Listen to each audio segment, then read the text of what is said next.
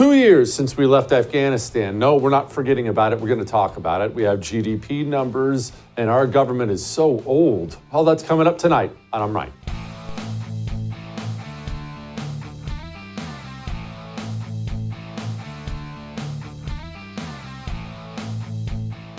I'm here to announce the completion of our withdrawal from Afghanistan and the end of the military mission to evacuate American citizens, third country nationals, and vulnerable Afghans. The last C-17 lifted off from Hamid Karzai International Airport on August 30th, this afternoon at 3:29 p.m. East Coast time. 2 years ago. 2 years ago today, we ended the 20-year war, conflict, occupation, what do we call it, of Afghanistan. We've been celebrating a lot of horrible anniversaries because of Afghanistan. And let me just pause before I go into these anniversaries. I don't care that this isn't the breaking news of the day. I care about the people who fought there and bled there and died there and then were disgraced by this government, just tossed to the side by this government. I care that we're led by evil people who lied. I care that we've been lied to for 20 years about what happened. I care about the lives, the treasure, the misconduct, the corruption, and I'm not going to let things go. I don't let things go. I don't forget because there's a new flashy news story every single morning and I just let something go. It's exactly what they want. August 15th, 2 years ago, Taliban took over. August 26th, 2 years ago, suicide bomber murks 13 of our brave men and women, our brave service members. August 29th, in response to our 13 warriors dying, we drone strikes 10 innocent people, 7 of them children, as we were leaving Afghanistan. And today was the day we got out. And this man was and is the commander-in-chief who presided over all of it. I'm not supposed to take any questions, but go ahead. Mr. President, on Afghanistan? I'm not going to answer Afghanistan now. Can you give facilities Okay. Right. I'm not supposed to take any questions. Oh, Afghanistan? No, I'm not doing that. Hey, which direction am I supposed to walk? Oh, we'll get to old politicians here in just a few segments on the show. So that brings us to 9/11. Obviously, we're coming up on the anniversary of 9/11. Joe Biden won't be in New York City for the anniversary of 9/11. Joe Biden will instead be up in Alaska. Now, that does matter. Why is Joe Biden not in New York City for 9/11? Or in the very least, standing at the Pentagon? Well, because Joe Biden doesn't care. That's really what it comes down to. We are now led, it's not just Democrats either, it's not just Joe Biden, but we are, as a nation, we are led by people with no patriotism. None. Many of them actually hate the country, and that's obviously really bad, but it's almost worse than that. There's just nothing that stirs inside of these people when you talk about America. The way it stirs inside of you, the way it stirs inside of me when we're at a football game. Maybe you're going to a football game. High school football is firing it up this Friday night. Maybe you're going to stand up there and put your hand over your heart as they sing the national anthem. And when they hit that land of the free note, even if you don't cry, I don't cry. I get close sometimes, though. It gets me.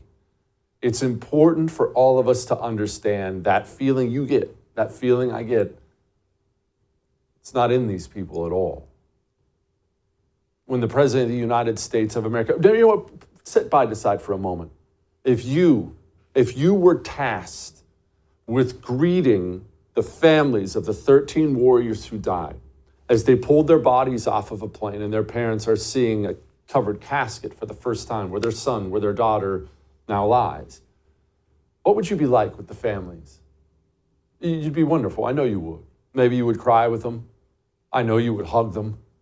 You would thank them for their sacrifice. Tell them what heroes their children were. That's how you would respond because you have this feeling inside of you about America and honoring the service to it. Did you see this latest from this Gold Star father who described how the commander-in-chief conducted himself? 2 years has gone by, and where are we? To be frank, we're knee-deep in is where we are. Everyone who held a key position in the military still has that position or has been promoted. Not a single person has been held accountable. Our so-called leader can't seem to even utter their names in public, and there couldn't be anything more disgusting and cowardly than the way you have treated us. You are a disgrace to this nation. You have no business having ultimate command over our military, and I regret not saying that to your face when I had the opportunity in Dover. I felt it more important to bite my tongue, but I also had more important things on my mind at that time, like receiving my son's lifeless body stateside. While I stood there on the tarmac, watching you check your watch over and over again, all I wanted to do was shout out, "It's 2:30." But out of respect to the other grieving families, I bit my tongue once again. Well, as you could probably tell by now, I'm done biting my tongue. You, sir, stole their lives, their futures, their dreams, and have ripped apart 13 families. You cannot even man up and admit that. Joining me now to discuss that and other things, my friends James Hasson, Jerry Dunleavy, authors of the book that is sweeping this country by the grace of God. People are reading it. Kabul, if you want to honor these people, honor our warriors, honor their sacrifice and find out who failed them, go pick it up. Highly recommend it. They're not just friends of mine, they're excellent authors. Okay, James, Abbey Gate, that man's son, obviously, you just can't even imagine the anger and heartbreak he's going through. But Abbey Gate did not have to happen. It wasn't inevitable, was it, James?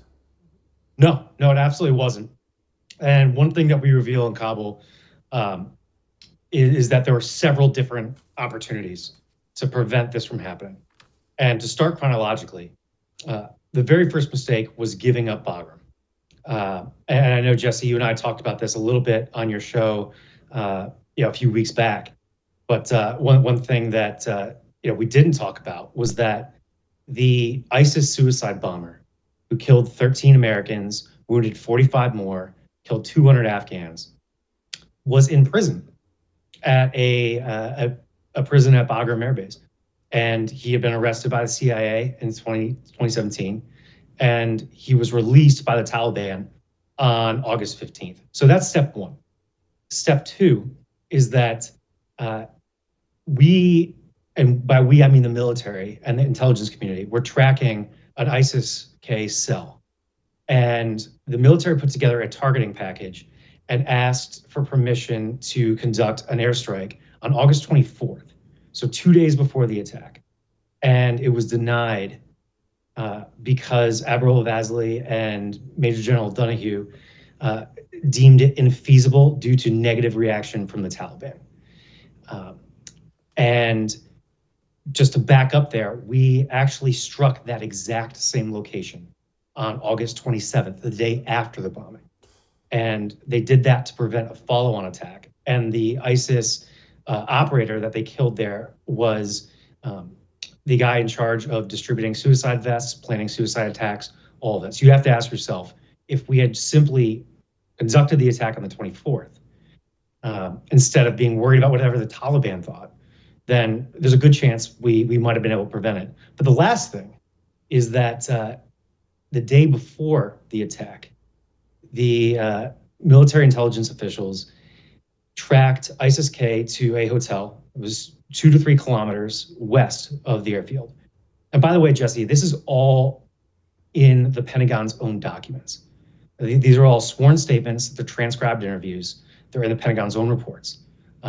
Jerry and I were just the first people to dig through thousands of pages and find them. But the day before the attack, they were staged at a hotel 2 to 3 kilometers west of the airfield. And because we were relying on the Taliban, Major General Donahue asked the Taliban to raid that location. And of course, the Taliban didn't. The rest is history. And, Jerry, for people who aren't as aware as you two are about the military, like what James just said there can be such a culture shock, such a shock for them when they hear Admiral this, General that, wouldn't give permission, wouldn't say yes. Can you please explain to the American who's sitting there stunned exactly what goes on in the higher levels of America's military leadership. It's not the people on the ground. What goes on with these freaking people? Yeah, I mean, it is stunning, right? And I was in the room yesterday when those Gold Star families were testifying, Ugh. and their stories, I mean, they're heartbreaking, and part of why they're so heartbreaking is that they're so true. And as James just explained, this Abbey Gate attack, it was not inevitable, as the Biden administration is trying to say. And one other thing was that Marine Sergeant Tyler Vargas Andrews was a Marine sniper at HKIA during the evacuation. He said that in the lead up to the attack, he was receiving not just detailed intelligence about the attack incoming, likely that day, almost down to the hour that the attack happened, but he also received descriptions of the likely suicide bomber. And he and his sniper team believed that they had identified the likely suicide bomber, had him in their sights, asked their commanding officer, Lieutenant Colonel Brad Whitted, for permission to take the shot. And according to Tyler, this commanding officer told Tyler that he, as the commanding officer, didn't have permission to give Tyler permission to take the shot, and he didn't know who did. And I think a lot of this goes back to the U.S. military leadership having to rely on the Taliban, because the decisions that Biden had made essentially meant that with giving up Bagram and then with the Taliban taking over the whole country, our presence was stuck in just this tiny airport. That's all that we controlled. And so all of these requests from U.S. service members on the ground and from U.S. military officers or intelligence officers who may have wanted to raid ISIS-K locations or take strikes against ISIS-K locations, the U.S. military leadership was having to take into account how the Taliban would respond, because we were essentially, because of the position that Biden had put us in, we were essentially at the mercy of the Taliban if we wanted to continue to try to get Americans and Afghan allies out. So this was an insane way to do an evacuation, and it was ultimately a dangerous and a deadly one. James, can you explain why it's harder to secure a civilian airport than it is a place like Bagram? And I say that because I realize your military experience is limited because you were in the Army and not Marines, but you do understand at least a little bit about security. In all seriousness, why is it a big deal to give up Bagram? Why can't you just secure the local airport? And what's different about Bagram? What's the problem? I'm glad you asked that, because I think in a lot of these conversations, everyone just talks about, oh, we gave up Bagram, that was awful, but nobody actually explains it. And so I'm glad you asked. So for context, for your viewers, Bagram is a massive installation with dozens of runways. It's built for exactly the kind of evacuation that we would be conducting. In fact, it was built by the Soviets when they were in Afghanistan. And there's plenty of standoff distance. There's open fields all around, in which you can prevent anyone from breaching the gates. But on top of that, we had all of these platforms, all of these different unmanned aerial assets. We had jets and all of that, which we could have used to prevent the Taliban from taking Kabul. We couldn't have probably used it to prevent them from taking a lot of the country, but we could have kept basically a radius around Kabul and Bagram where we could have had an orderly evacuation. But the reason why that the airstrip, the single strip airstrip in Kabul was so dangerous was that it's in a dense urban environment. There are roads leading up to it from all sides. So it's really very difficult to secure. There's high ground on all sides, and we know that the Taliban had snipers overwatching the area the entire time the U.S. military was there. We know that they, because it was such a small fixed location, they were able to range their mortars in. So if they wanted to conduct a mortar attack against the U.S., they could have, and the U.S. troops knew that. So it really was the least defensible position we possibly could have taken. And what I want to emphasize, Jesse, is that U.S. military commanders told that to President Biden. President Biden was told that unequivocally.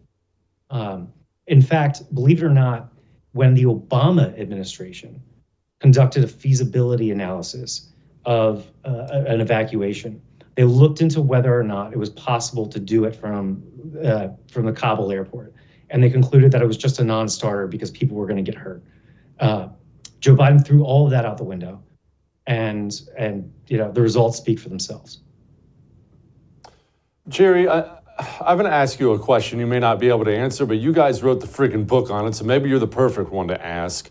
Why? What James just said, look, even if you accept, as I have, that Joe Biden doesn't have any patriotism or any of that, you at least would know that politically it's bad if your troops get killed. So why would you make, even if you're a soulless monster who doesn't care about their lives, why would you make such a strategic decision, especially when you have guys with a bunch of ribbons and medals on their chests, even though they're officers and they didn't earn most of them? They're telling you it's a bad idea. Why? I mean, it is befuddling. Joe Biden developed a huge chip on his shoulder against the generals and military leadership generally when he was Obama's vice president, because they basically just ignored him for 8 years. And so I think that he came into his presidency with a chip on his shoulder related to the military leadership. I also think that Biden really wanted to make his mark on the war in Afghanistan. If you'll recall, he was pretty much the only person in Obama's inner circle who advised against the raid that killed Osama bin Laden. So he got that wrong. He was ignored with all the other advice that he gave related to Afghanistan when Obama was president. I just think he wanted to make his mark. And you can kind of see that with the date that he picked for the final U.S. withdrawal, right? Because in April 2021, he announced we're leaving immediately. And oh, by the way, sidebar, we have no plan about how to get Americans out, no plan about how to get the tens of thousands of Afghan allies out. But he picked the 20th anniversary of 9/11 for that final troop withdrawal date. Now, why would he pick a day like that? I think maybe he wanted some sort of victory lap. He wanted something that he could say he did on the 20th anniversary. But what that meant is that he makes the announcement in April. The final troop withdrawal date is September 11th. That's the spring and summer, which the United States knows, and anyone that's fought in Afghanistan knows, that that is the middle of Afghan fighting season. That is when the Taliban ramps up. That's when the snow melts. Taliban could start moving in from Pakistan into Afghanistan. That is when the fighting is the strongest. It starts to heat up in the spring. It's real hard fighting in the summer and a little bit into the fall. And by picking that date and by having no plan about doing all of the other things that we would need to do if we wanted to do a safe and smart evacuation, what he actually ensured is that by the 20th anniversary of 9/11, the Taliban, the guys who harbored Al-Qaeda before 9/11 and after 9/11, the Taliban were back in charge on the 20th anniversary. Yeah. The book is Kabul. Please go pick it up. Read about your government. Honor those who fell. Jerry, James, appreciate you boys. Be good. Hey, Anytime. Thank you very much. Jesse, really appreciate it, man. You bet. It's friggin' aggravating. It's my blood pressure up, man. All right, we're gonna switch gears, talk about these GDP numbers. What do they mean? Things like that. We're gonna talk about that in a moment. You know what else gets my blood pressure up? Friggin' scam artists. I hate them. I hate people who do dirty business. And these timeshare companies, not all of them, but many of them do dirty business. And this is the business they do. They sell you on a timeshare. That's fine. I got no problem with that. Here's a sweet timeshare. Come enjoy it. You buy it, you enjoy it. But what they never tell you, what never seems to come up, is you're stuck in it for life. You don't know till you try to get out. Then they tell you, should have read the fine print. Sorry, you got to stay. Lone Star Transfer doesn't like scammers either. Family business that's helped over 18,000 timeshare owners legally and permanently get out from that timeshare. Stop paying those annual fees. Stop paying the special assessments. Instead, make a phone call, because you're one phone call away from freedom. 844-310-2646 or go to LoneStarTransfer.com. All right? We'll be back.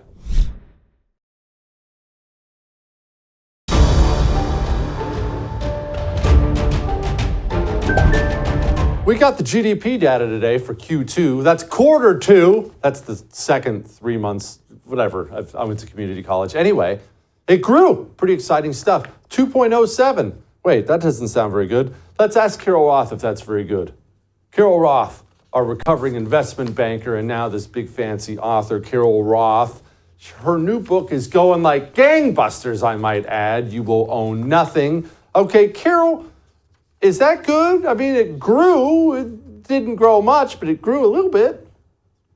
Yeah, so this is the second read that we've gotten of this past quarter's GDP. It comes, there are three different reads, and so we saw a downward revision. Originally, it was supposed to be 2.4% growth. Now it's been pushed down to 2.1% growth. And, we'll see when we get the third read if that holds up or perhaps it gets pushed down again. So I would say, absent everything else, it's kind of like slow, whatever growth. The interesting thing, Jesse, about this particular read is that there's another measure of the economy that people don't usually hear about. We usually hear GDP, which measures the product side. You can measure the same thing, the economy, from the income side, income and dividends and taxes and all that kind of stuff. And usually those two are about the same, which is why you never hear about it.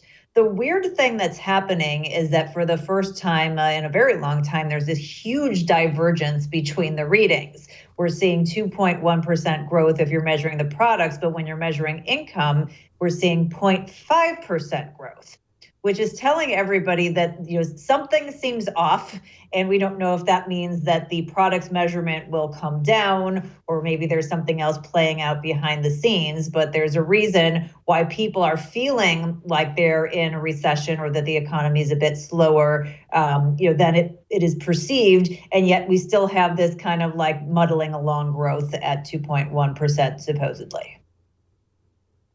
Yeah, can you explain that, Carol? And I realize this might be a 10-minute answer. And if that's the case, you can just have the show for the rest of the night, Carol. But look, I talk to all kinds of normal people. I hang with normal people, as I know you do. And even the ones who aren't hurting definitely feel like their dollar doesn't go near as far. When I get with friends and family, they complain about the vacation they can't afford this year. They complain they can't go get that new car they're toughing out another year. That back to school supplies were twice as much. My neighbor told me twice as much this year as last year.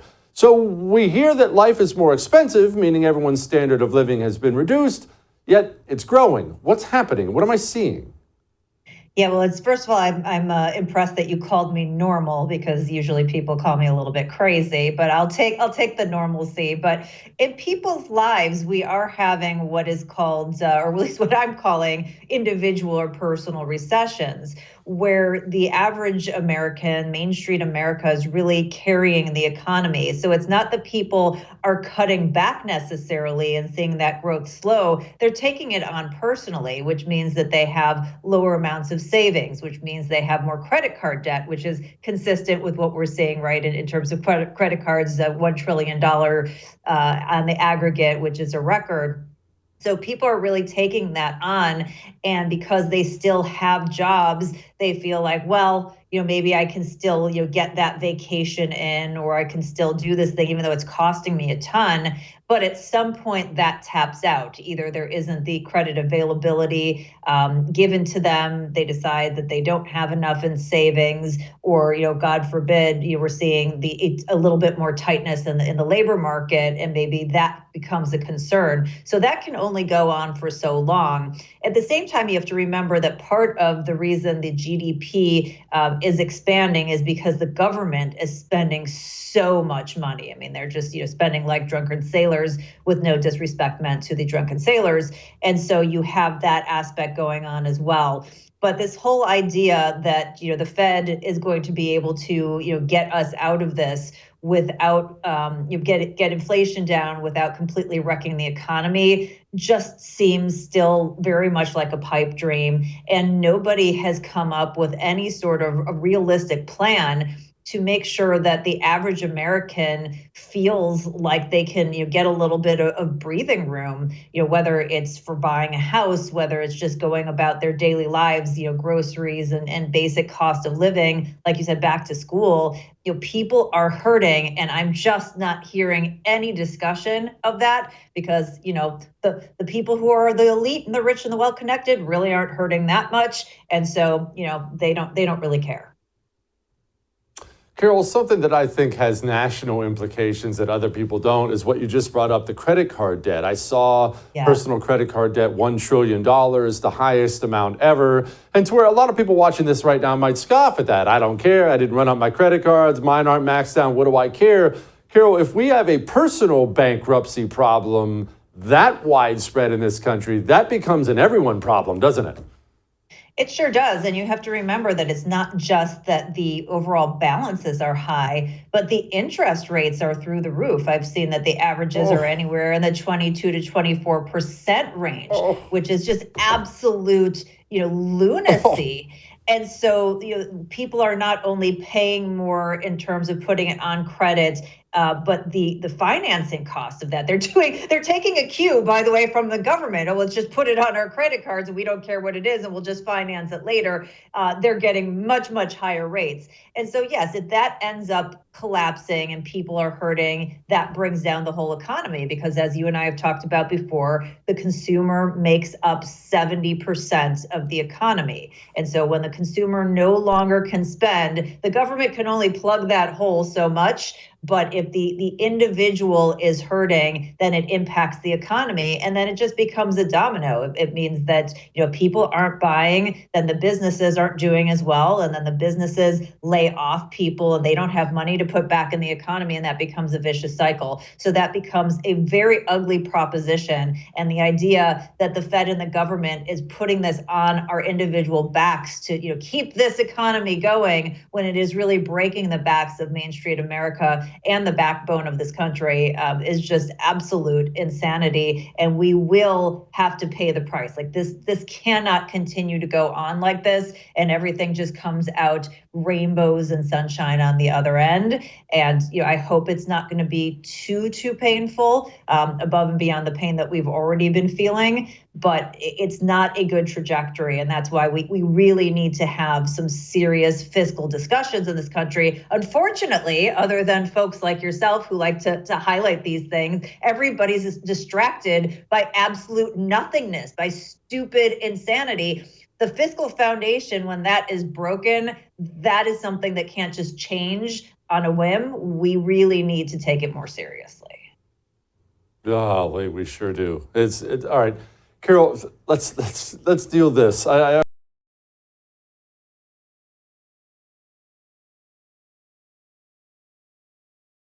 is how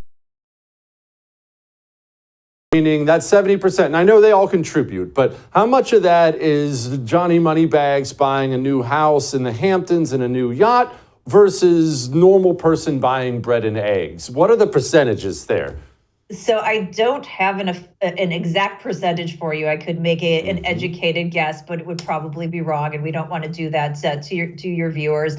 But what I will say is that they both play an important role, and it's not like the wealthiest people are just solely carrying the economy. It's a small percentage of the purchases. So yes, they do have some purchasing, but the bulk of that is going to be on the backs of the average American. So we can't just expect that, if the elites do well, that's just going to help us along. And that's why this entire scenario that we've been undergoing the last 15 years, where the Fed and government has put their hands on the scale and tipped it in favor of the wealthy and well-connected, is just so outrageous. And the fact that the media will not call it out, that they'll blame the consumer, they'll blame blame Putin, they'll blame anybody else, but they won't look the perpetrators in the eye, the Fed and the government, and say, you caused this. You're not going to be able to create the solution. We need you out of the way, and we need to remove the barriers to wealth creation for every single American.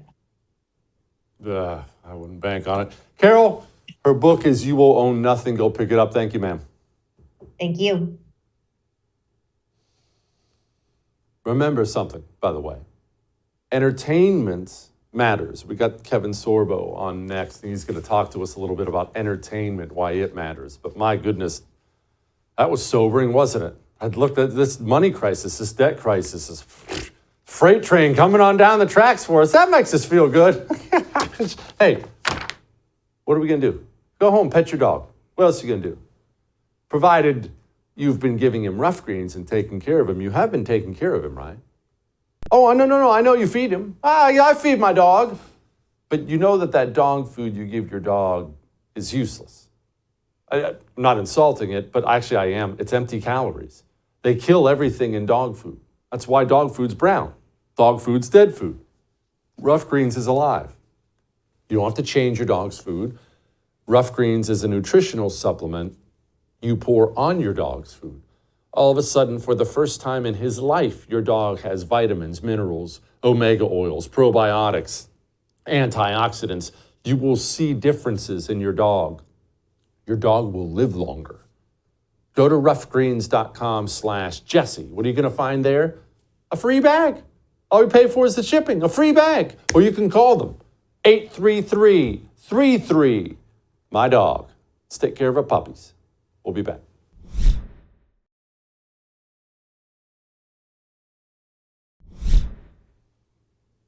You know, there's such thing as being too old. You see this all around you. You actually love it when your professional sports team you love, when they finally get rid of that aging cornerback because he can't run with the receivers anymore. You cheer. You're like, yeah, that sucks. Goodbye. He's too old. Well, our government's too old. Joe Biden's too old.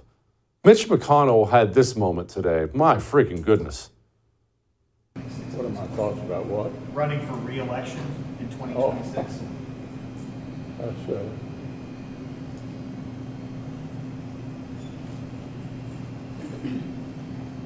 Did you hear the question, Senator? Running for re-election in 2026? All right, I'm sorry, you all. We're going to need a minute. Senator. Benny.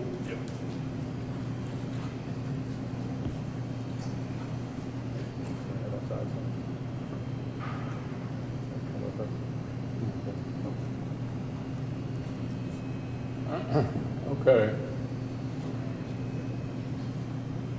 Somebody else have a question? Please speak up.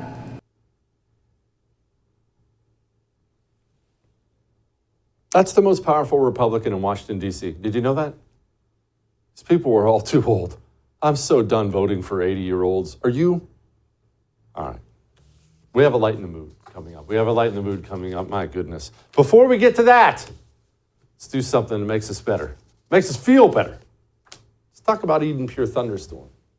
Let's talk about fixing our allergies without medication. I hate medication. You know that? For so many years, gosh, it had to be 30 years, I was taking over-the-counter allergy medication, just the stuff you go buy in the pharmacy. Tired of the eyes itching all the time, just freaking tired of it. Always had air purifiers trying to make it better. Nothing worked until I got an Eden Pure Thunderstorm. A buddy of mine recommended it, so I bought one. Then I went out and bought 2 more. Now I own 9 of them. It's just this little black box that plugs in the outlet in the wall. No filter to replace. It will clean your air. Viruses, mold, all of it. Eden Pure Thunderstorm handles it all. And they sell 3 packs, $200 off with free shipping. Go experience what I've been telling you about for so long now. EdenPureDeals.com, code Jesse. All right? EdenPureDeals.com, code Jesse. We'll be back.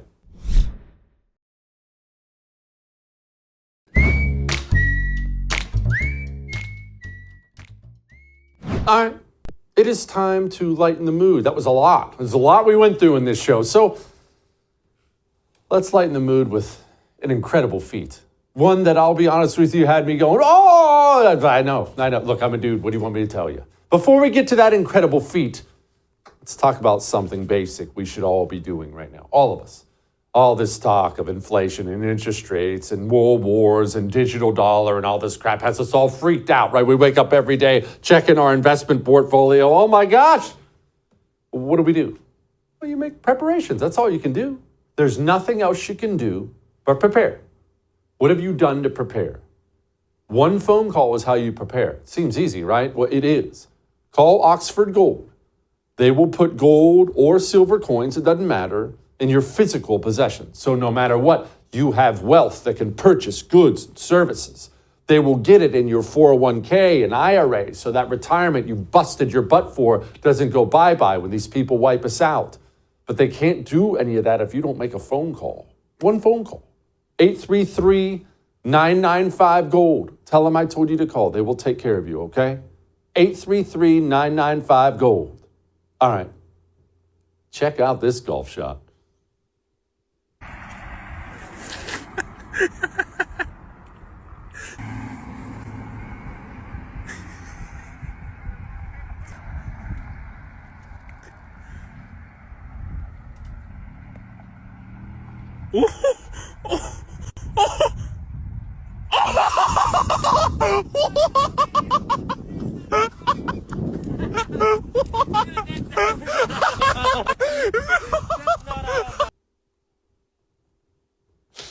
The best is the guy's reaction who's videoing it. There's nothing better than the boys, man.